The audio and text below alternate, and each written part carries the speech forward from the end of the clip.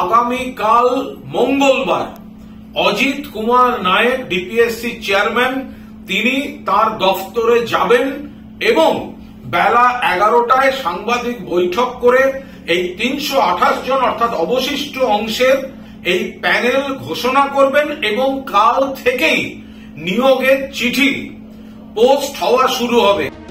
সোমবার তৃণমূলের রাজ্য সাধারণ সম্পাদক কুণাল ঘোষ ঘোষণা করেছিলেন, আর একেবারে সেভাবেই মঙ্গলবার দক্ষিণ 24 পরগনার 2009-এর প্রাথমিকের চাকরি প্রার্থীদের একাংশের প্যানেল প্রকাশ করল জেলা প্রাথমিক বিদ্যালয় সংসদ।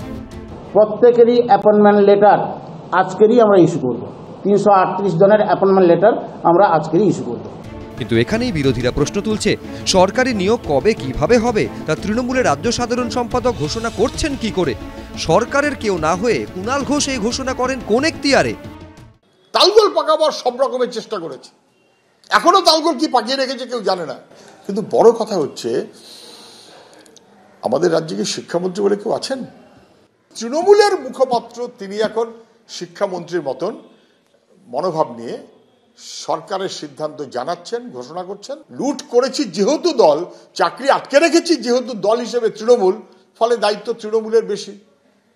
অথবা শিক্ষামন্ত্রীকে খারিজ করে দলের মুখপাত্রকে শিক্ষামন্ত্রীর আসনে বসিয়ে দিন।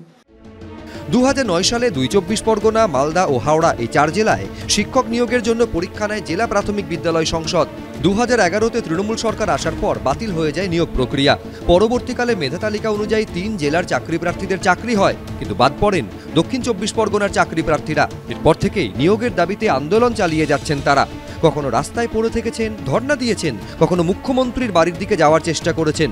সম্প্রতি মাথা কামিয়েও প্রতিবাদ জানিয়েছিলেন তারা। শুক্রবার থেকে জেলা প্রাথমিক স্কুল কাউন্সিলের দফতরের সামনে অনির্দিষ্টকালের অনশন শুরু করেন প্রাথমিকের এই চাকরি প্রার্থীরা।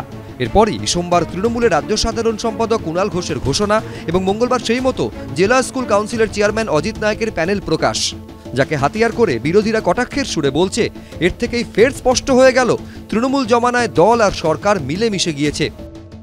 এখানে দল সরকার আলাদা নয়, এখানে সরকারের কোনো স্যানিটি নেই, পুরোটাই একটা গোল গোল ব্যাপার।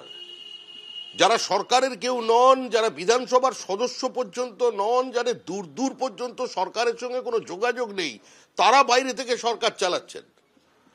গত 5 বছর যাবৎ পশ্চিমবঙ্গে একটা সরকার চলেছে, 3 বছর ধরে তার গতি আরো বেড়েছে। একটা সমান্তরাল সরকার, বাইরে থেকে সিদ্ধান্ত হচ্ছে।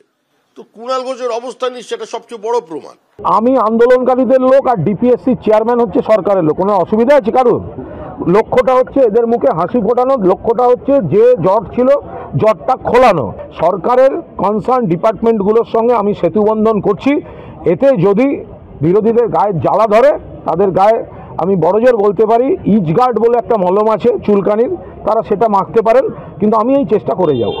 15 বছরের দীর্ঘ প্রতীক্ষার পর অবশেষে নিয়োগপত্র পাওয়ার রাস্তা খুলে যাওয়ায় খুশি আন্দোলনকারী চাকরি প্রার্থীরা। যদিও সব দাবি দাওয়া পূরণ না হওয়া অবধি আন্দোলন জারি থাকবে বলে জানিয়েছেন তারা। বড় জয়, 15 বছর পর আমরা 1834-এর পূর্ণাঙ্গ প্যানেল বের করতে পেরেছি। কিছু সংখ্যক ছেলেমেয়ের মুখে হাসি ফোটাতে পেরেছি। প্রচুর পরিশ্রম, প্রচুর কষ্টের মধ্যে দিয়ে, প্রচুর আন্দোলনের মধ্যে দিয়ে আজকে এই প্যানেলটা বার করতে পেরেছি, কিন্তু আমাদের সম্পূর্ণ দাবি দাওয়া এখনো পূরণ হয়নি। আমাদের আন্দোলন যেটা চলছিল সেটা আমাদের আন্দোলন জারি আছে। যতক্ষণ না আমাদের পূর্ণ দাবি দাওয়া ফুলফিল হয় ততক্ষণ অবধি আমাদের এই আন্দোলন জারি থাকবে। আন্দোলনকারীদের বাকি দাবি দাওয়া আলোচনার মাধ্যমে মিটিয়ে দেওয়া হবে বলেও এদিন আশ্বাস দিয়েছেন কুণাল ঘোষ। গৌতম মণ্ডল, এবিপি আনন্দ, দক্ষিণ 24 পরগনা।